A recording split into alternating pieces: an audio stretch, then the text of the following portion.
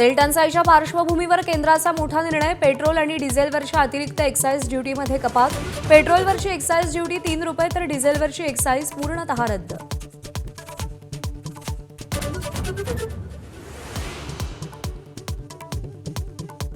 देशात लॉकडाऊन नाही, सरकारचा विचारही नाही. पेट्रोलियम मंत्री हरदीप सिंग पुरींची एक्स पोस्ट. अफवांवर विश्वास न ठेवण्याचं आवाहन.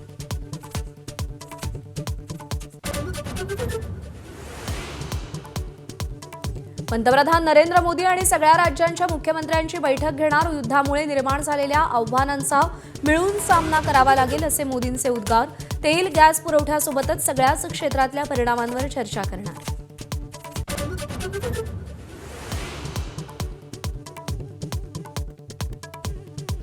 होर्मुझची सामुद्रधुनी खुली करण्यासाठी डोनाल्ड ट्रम्प यांची इराणला 10 दिवसांची मुदत. सामुद्रधुनी खुली न केल्यास 6 एप्रिलला ऊर्जा प्रकल्प उद्ध्वस्त करण्याची धमकी. मुदतवाढ मागितलीच नाही, इराणचा दावा.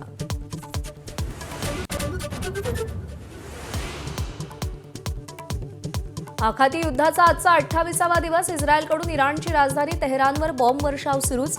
तेहरानमध्ये 20 गायब. प्रत्युत्तरादाखल इराणकडूनही इस्रायलच्या अनेक शहरांवर एकाच वेळी हल्ले.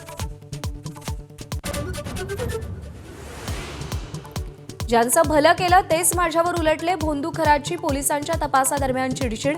महिलांसोबतचे शरीर संबंध हा विधीचाच भाग होता असाही दावा. कुणावरही जबरदस्ती केली नसल्याचं पोलिसांना उत्तर.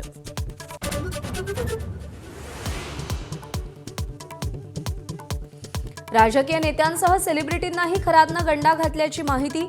भोंदू अशोक खरात विरोधात एसआयटीकडे तक्रारींचा पाऊस. बनावट रत्न खड्यांसह लाखो रुपये घेतल्याच्याही तक्रारी.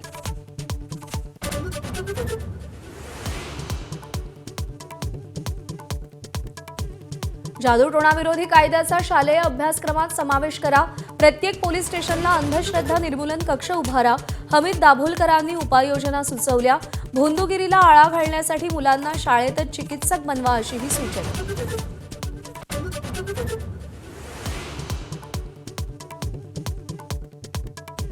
शेजारच्या घरात चोरी केल्याच्या संशयावरून 2 पोटच्या मुलींना वडिलांकडून उलटं टांगून रात्रभर छळ. 10 वर्षीय मुलीचा मृत्यू तर दुसरी मुलगी जखमी. मुलीच्या वडिलांविरोधात गुन्हा दाखल. सांगलीच्या बनपुरीमधली घटना.